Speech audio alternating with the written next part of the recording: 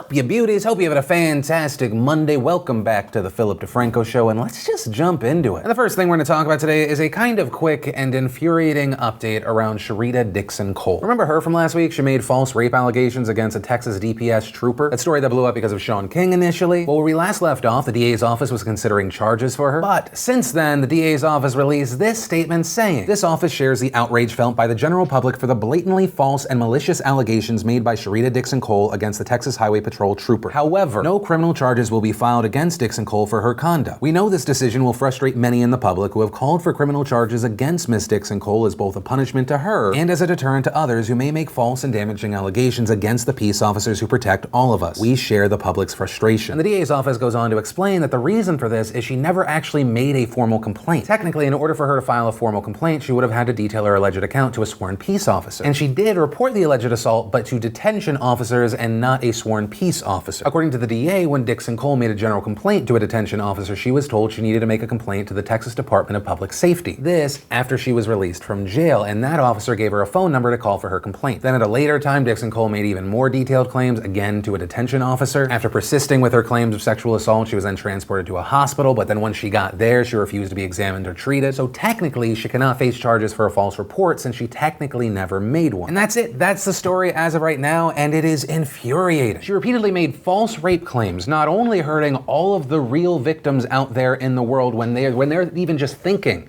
about coming forward. But then because of people like Sharita Dixon-Cole, people doubt the real victims of the world. And on top of that, she tried to completely destroy another person's life. A person, a trooper, who thanks to 2 hours of body cam footage we have learned is a fantastic example of what we want to see from our police officers, our state troopers, anyone in a position of authority. And to me, it just feels like we're letting this trooper down. And that's just devastating to me because as someone who has used his show as a way to point out and criticize what appears to be very, very bad cops, to see this person, to see other people going after one of the good cops and there being no repercussions, it just sickens me, but that's where I'm gonna leave it for now. Then we had an update around the South Korean K-pop supergroup BTS. Last week we talked about how their fans, who appear to be engaged more than any other fandom I've ever seen, helped them break YouTube records. And now, thanks to those fans, they are the first K-pop group to ever be at the top of the Billboard 200. And it's also the first foreign language album to top the Billboard 200 in 12 years. And personally, I'm just fascinated to see where it goes from here. It's very rare that you see something break into the United States like this. I've only been aware of them since early 2017, but wow, what a year and a half it's been. Actually, a quickie question to the K-pop fans and the audience: what other groups out there do you recommend? Other than BTS and Twice, I'm pretty ignorant when it comes to K-pop, so any and all recommendations I'm open to. But from that, I want to share some stuff I love today, and today in Awesome, brought to you by BetterHelp.com/DeFranco. BetterHelp, if you do not know, is a fantastic place where you can get affordable private online counseling. BetterHelp gives you access to licensed, trained, experienced, accredited psychologists, marriage and family therapists, clinical social workers, and board licensed professional counselors. And all you've got to do is go to BetterHelp.com/DeFranco. You fill out a questionnaire, they match you with a counselor, and you could start counseling today. And they really lean into the affordable aspect. After 3 months, the service becomes cheaper for you. If money is an issue, you can see if you're eligible for a financial aid discount. Also, on a personal note, I only feel comfortable promoting these guys because I personally use and love the service. My main point, if that sounds interesting to you, you want to try it out, you've been kind of thinking about doing something like this, go to BetterHelp.com/DeFranco. Though, a big note, if you're in crisis or someone you know is in danger, don't use this site. I'll link to resources down below where you can get immediate help, and it's important to be aware of the differences there. And the first bit of awesome today is actually you guys. Thank you for all of that love on the Friday show. It's very rare that when anyone does something different on the internet than what they normally do, that it is so well received, so thank you. Additionally, all your liking and sharing of that video made it #1 on trending over the weekend. Side note for those that were like, oh, I wonder if Phil is trying to be more advertiser friendly, this video obviously didn't get hit. Well, actually, apparently at one point, I don't know when exactly it happened, apparently the video was deemed not advertiser friendly. But then I learned after the fact when I checked my email that after a manual review, they were like, oh no, you're fine. That said, if you didn't see our story about James Harrison after today's video, definitely check it out. Then in other awesome, we had Shawn Mendes watching fan covers on YouTube. Then if it's your kind of thing, we got the trailer for The Last Sharknado. We had Adam Levine on Carpool Karaoke. We got the trailer for Christopher Robin. And for the last bit of awesome, I just wanted to take a moment on this Memorial Day to thank the brave men and women who gave their lives for this country. There's no way we can ever fully repay their sacrifice. We can honor them, we can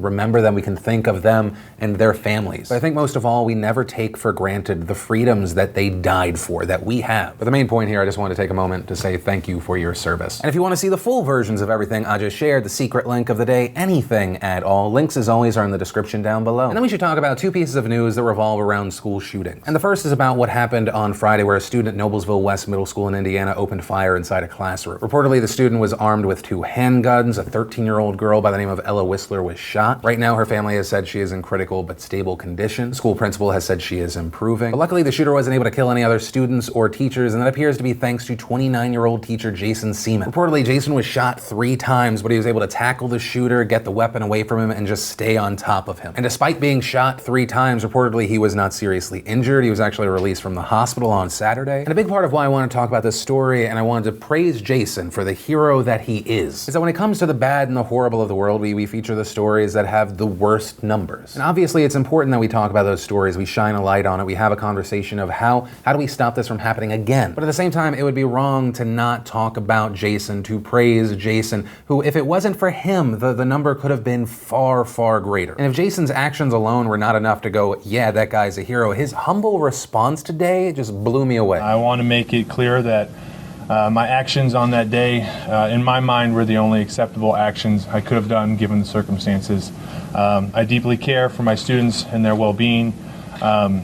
So that is why I did what I did that day. And there you just see a man that is so selfless that he saw no other option than to do the right thing, to put his own life on the line to protect those kids. And that is why Jason is our BAMF of the day, just a true, true hero. And the other bit of school shooting news we had is focused on a video game. The indie game is called Active Shooter. It was set up to be released June 6th via Steam. And so this game has caused controversy because it simulates a school shooting and gives players the options to either be a SWAT member or the shooter. It's a game developed by Revive Games. It's published by Acid, and the description reads, "Pick your role, gear up, and fight or destroy. Be the good guy or the bad guy. The choice is yours. Depending on the role, your objective might be to protect and extract or hunt and destroy." The description also noting that a civilian survival mode will also be added, where a player takes the role of a civilian during the shooting. And it also includes a disclaimer that reads, "Please do not take any of this seriously. This is only meant to be the simulation and nothing else. If you feel like hurting someone or people around you, please seek help from local psychiatrists or dial 911 or applicable. Thank you." And so unsurprisingly, the game was met with backlash. You had a spokesperson for InfoTrust, an anti-gun violence organization, saying the game is in very bad taste, adding, "It is horrendous. Why would anybody think it's a good idea to market something violent like that and be completely insensitive to the deaths of so many children?" We also saw Ryan Petty, whose 14-year-old daughter Elena was killed in the shooting at Stoneman Douglas High School, calling for the game's release to be canceled. And of course, there were others sounding off. There was even a Change.org petition that as of right now has over 20,000 signatures. We've also now seen a response from the publisher, Acid, saying this game does not promote any sort of violence, especially any sort of mass shooting. As I said in the description of the game, Active Shooter is essentially a dynamic SWAT simulator in which dynamic roles are offered to players. The post also going on to mention other games like Hatred, Postal, Carmageddon, saying those are even worse compared to Active Shooter and literally focuses on mass shootings / killings of people. And going on to say, "I have wrote to Valve regarding this game and waiting for the reply. After receiving such high amounts of critics and hate, I will more likely remove the shooter's role in this game by the release, unless if it can be kept as it is right now." And that last part seems to be in reference to whether this game goes against the guidelines of Steam. There are specific types of content that Valve, Steam's parent company, forbids. One of those being content that is patently offensive or intended to shock or disgust viewers. And so a lot of the people that are against this game are saying it goes against that guideline. But at the same time, you also have people supporting the publisher and the game saying, no, this is freedom of speech, freedom of expression, allow the release of this game. Others also arguing that this is no more offensive than any other kind of multiplayer shooter game that you would see, you know, Axis versus Allies, terrorists versus SWAT. And so essentially the argument is this game is just a variation of that, so why is this game being hit with so much more criticism than the other? And I found the debate on this issue to be fascinating, and so I wanted to pass the question off to you.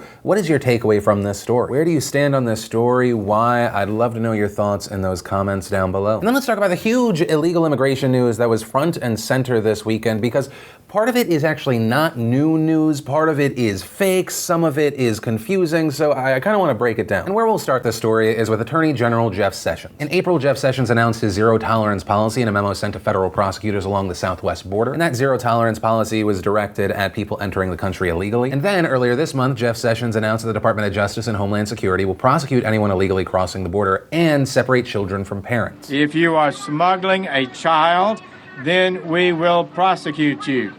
And that child may be separated from you as required by law. And that was a massive announcement because previously federal authorities have opted to release entire families from detention rather than separating them and keeping the parents detained. But in the zero tolerance policy, adults charged with illegal entry will be turned over to U.S. Marshals and sent directly to federal court, while children will be transferred to the Office of Refugee Resettlement, which is part of the Department of Health and Human Services. And that office then refers the children to relatives in the United States or shelters run by private organizations. But also at the same time, the announcement that families will be separated is actually not a new ruling, with U.S. Immigration and Customs Enforcement Acting Director Thomas Homan saying, "Every law enforcement agency in this country separates parents from children when they're arrested for a crime. There is no new policy. This has always been the policy. Now you will see more prosecutions because of the Attorney General's commitment to zero tolerance." And actually, since October, more than 700 children have been taken away from their families. But in the past, adults and children have only usually been separated when border officers couldn't verify that they were actually related or if the adults were prosecuted for a crime. So kind of the main point is that Sessions didn't start this, but now more families will be separated because all adults will be prosecuted. But also an important note there, families who present themselves at a designated port of entry, they're seeking asylum, they will not be separated from their parents under the zero tolerance policy. Now, as far as the why for this new policy, it appears to be connected to the increase in illegal border crossings. One report from the Department of Homeland Security said there was a 203% increase in illegal border crossings from March 2017 to March 2018. Additionally, this year there was a 37% increase from February to March. That increase is the largest month-to-month increase since 2011. And so all of that brings us to the part of the story where we talk about the missing kids. And over the weekend, you may have seen the headlines. U.S. lost track of 1,500 immigrant children, but says it's not legally responsible. The feds lost 1,475 migrant children. But an important thing to note here is this is both connected and not connected to the Jeff Sessions part of the story. And it's also actually not new news. In fact, they all come from a Senate committee hearing last month where Stephen Wagner, acting Assistant Secretary of the Department of Health and Human Services, testified that his agency had lost track of 1,475 children who had crossed the U.S.-Mexico border on their own. And although some places have connected it, those numbers are not connected to children that will be separated from their parents. What we're talking about are minors who are unaccompanied by adults and then placed with adult sponsors in the United States. And those numbers come from a DHS survey that attempted to contact a total of 7,635 children last year. The survey saying 6,075 of the children were still living with their sponsors, 28 had run away, 5 were deported, 52 were living with someone else,